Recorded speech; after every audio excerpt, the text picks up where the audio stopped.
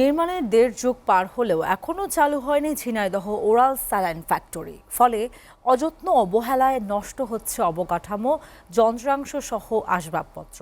ঝোপঝাড়ে ছেয়ে গেছে ফ্যাক্টরি এলাকা।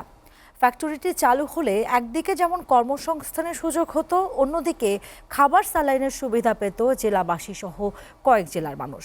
তবে স্বাস্থ্য বিভাগ বলছে বারবার চেষ্টা করেও তারা সফল হয়নি। ঝিনাইদহ থেকে ফয়সাল আহমেদের প্রতিবেদন। ঝিনাইদহ জেলা শহরের মদন মোহন পাড়ায় ২ তলা বিশিষ্ট এই ভবনটি নির্মাণের কাজ শুরু হয় ২০০৫ সালের ২২ অক্টোবর। ঝিনাইদহ অঞ্চলের মানুষের পানি শূন্যতা পূরণ কিংবা ডায়রিয়া রোগে প্রয়োজন ওরাল স্যালাইন তৈরির জন্য তৎকালীন বিএনপি সরকারের আমলে ওরাল স্যালাইন কারখানাটি নির্মাণ করা হয়। সেই থেকেই অযত্ন অবহেলায় পড়ে আছে স্যালাইন ফ্যাক্টরিটি। ভবনের চারপাশে ভরে গেছে ঝোপঝাড়ে, বিভিন্ন কক্ষে সৃষ্টি হয়েছে ময়লা আবর্জনার স্তূপ, ভেঙে পড়েছে দরজা জানালা, ফাটল দেখা দিয়েছে ভবনের দেওয়ালে। এমন অবস্থায় পড়ে থাকলেও ফ্যাক্টরিটি চালু করতে নেই স্বাস্থ্য বিভাগের কোনো উদ্যোগ। দ্রুত কারখানাটি চালু করার দাবি স্থানীয়দের। কোটি কোটি টাকা খরচ করছে, কিন্তু এটা এখনো পর্যন্ত চালু হয় নাই। বিগত ২০ বছর এখানে পড়ে আছে এভাবেই। আমি এতদিন ধরে জানতামই না যে এই জায়গাটা স্যালাইন ফ্যাক্টরি আছে।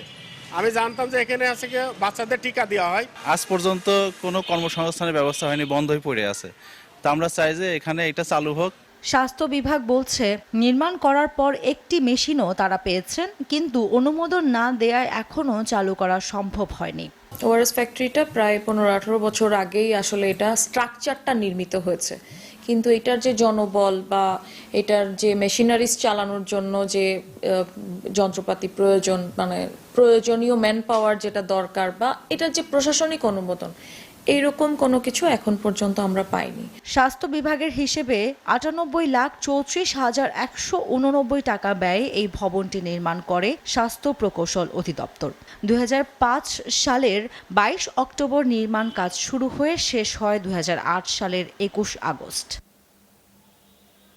SATV news desk.